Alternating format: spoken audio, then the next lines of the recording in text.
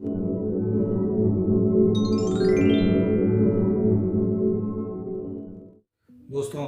कई बार आपने अपनी ज़िंदगी में ऐसा महसूस किया होगा कि जब हमें अचानक कुछ ज़्यादा मिल जाता है तो हम बहुत ज़्यादा खुश हो जाते हैं, और अगर वो चीज़ हमसे छिन जाती है, वो चीज़ चली जाती है, तो हम अक्सर बहुत दुखी हो जाते हैं। हमारी पूरी ज़िंदगी में ऐसा चलता ही रहता है, ऐसा उतार चढ़ाव चलता ही रहता है और अल्टीमेटली हम दुखी ही रहते हैं।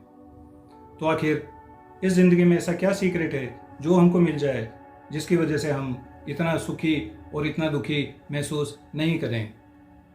तो आइए चलते हैं इसी बात को समझने के लिए एक छोटी सी कहानी की तरफ।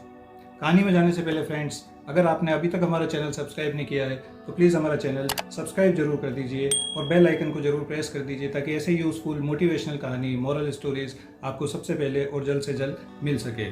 तो आइए चलते हैं कहानी की तरफ। इस कहानी में फ्रेंड्स, एक सेठ होता है।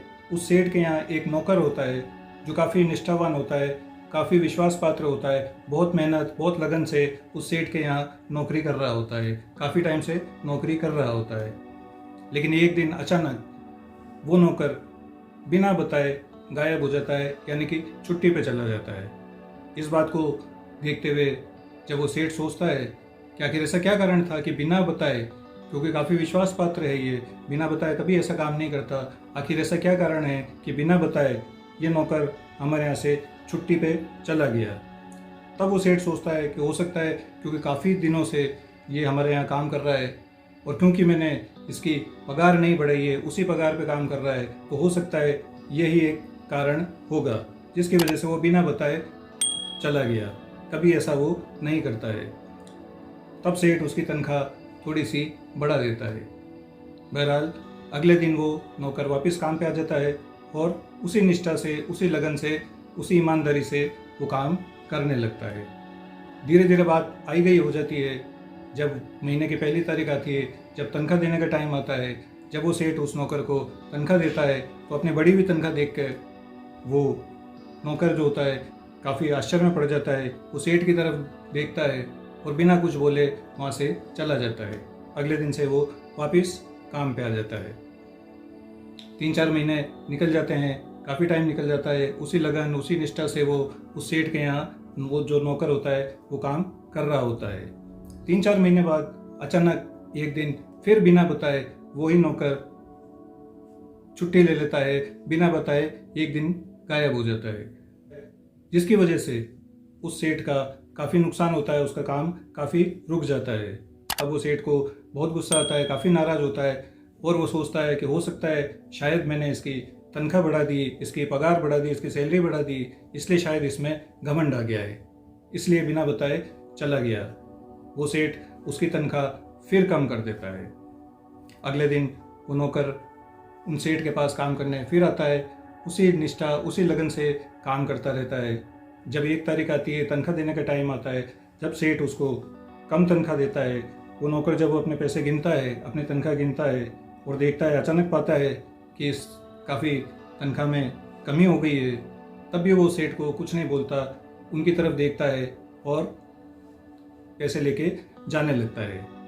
ये देख उस सेठ को बहुत आश्चर्य होता है। वो सेठ उस नौकर को रोकता है और उसे पूछता है कि आखिर ऐसा क्या कारण है कि जब मैंने तुम्हारी तनख्वाह बढ़ा दी, जब भी तुमने कोई रिएक्शन नहीं दिया, और आज जब मैंने तुम्हारी तनख्वाह कम कर दी, आज भी तुमने कोई रिएक्शन नहीं दिया, आखिर इसके पीछे क्या राज है?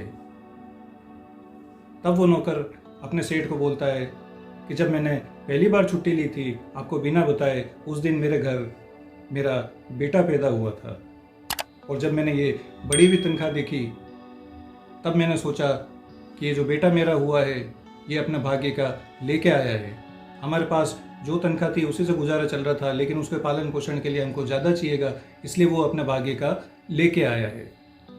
और जब दूसरी बार मैंने छुट्टी ली, जब उस दिन मेरी माँ का देहावसान हो गया था, मेरी माँ का देहांत हो गया था, उनकी डेथ हो गई थी, और जब आपने तनख्वाह कम दे दी, तब मैंने सोचा कि हो सकता है आज दिन तक मैं मेरी माँ के हिस्से का ही खा रहा हूँ, मेरी माँ के भाग्य का खा रहा हूँ, अब वो चली गई तो अपने भाग्य का साथ में लेके चली गई, इसलिए तनख्वाह कम होने से मैं दुखी नहीं हुआ।